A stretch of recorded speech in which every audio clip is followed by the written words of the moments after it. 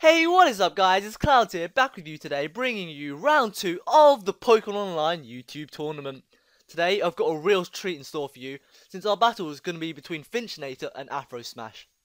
Now, any of you who follow anything in the Pokemon community know that these two are both very talented players, and are very unlucky to be drawn against each other in round 2. However, it does make for some great battles, so let's see how that goes. Afro Smash is running a fairly hyper-offensive team, with the only defensive Pokemon really being his Relicanth. This is a physically defensive set, which can also provide Stealth Rock support. He's running a Monferno with Nasty Plot, which can potentially sweep. He has a Choice Specs Mismagius, which is very powerful now, especially with the new X and Y buff, where Ghost types now hit steals for neutral damage. He's also running a Howlucha, which can help him to late game clean or gain momentum. I'd just like to quickly apologise in advance if I'm pronouncing that wrong. I do that with a lot of Pokemon names, so yeah, sorry about that. Don't give me too much stick. Anyway, he's also running a Choice Scarf X-Cloud, which can do a lot of damage and became a great revenge killer with its 140 base power stab attack in Boom Burst. To finish off, he's also running a Skuntank, which can take care of the Psychic and Grass types, which may otherwise give his team some trouble. Finchinator is also running a fairly offensive team. He's using an Ember, which could either be a Sweeper or a Wall Breaker, depending on its choice of item.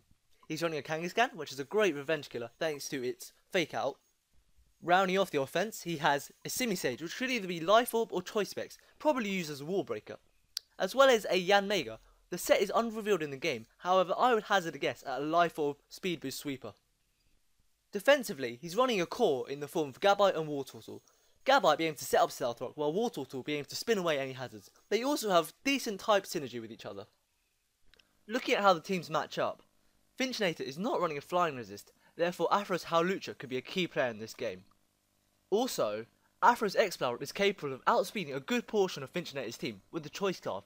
He's also able to 2-hit KO everything on his team. This makes it a major threat and something Finchinator needs to be ready for. For Afro, the Ember is a massive threat to his team, since if it's Choice Scarf, it will be able to outspeed the entirety of his team and dent massive holes if Finchinator is able to predict correctly. This could potentially allow Finchinator to send in his Kangaskhan or Yanmega in the late game to clean up. But of course, this is all just theory, so let's see how it turns out in practice. The game begins with Finchinator leading off with his Yanmega. Afro decides to lead with his Exploud. Finch knows he can outspeed, so he stays in. However, Afro is actually scarfed, therefore he can outspeed and 1-hit KO with the Boom Burst.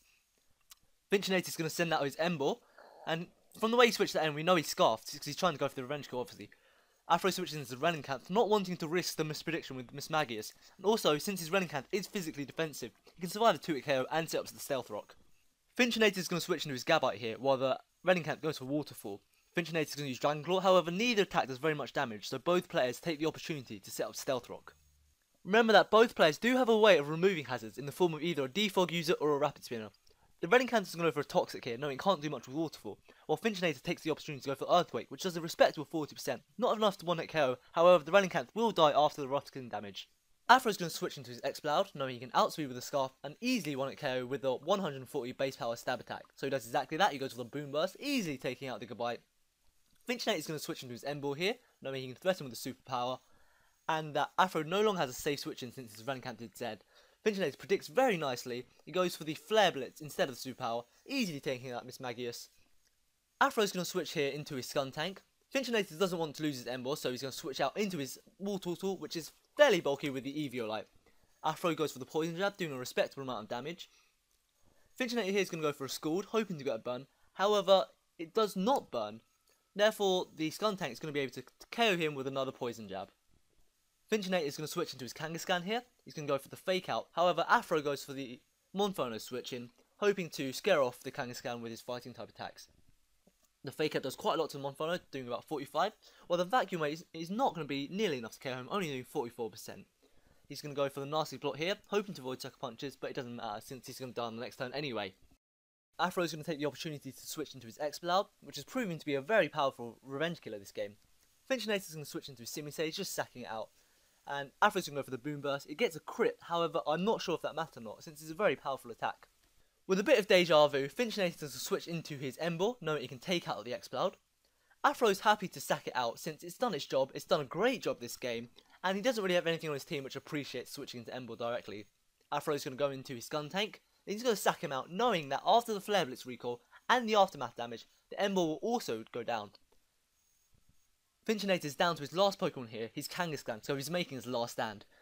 Afro's going to go into his Howluka, while Finchinator goes for the Fake Out. However, it is all in vain, since the Howluka will KO with the acrobatics. There we go, poor timing there, but whatever.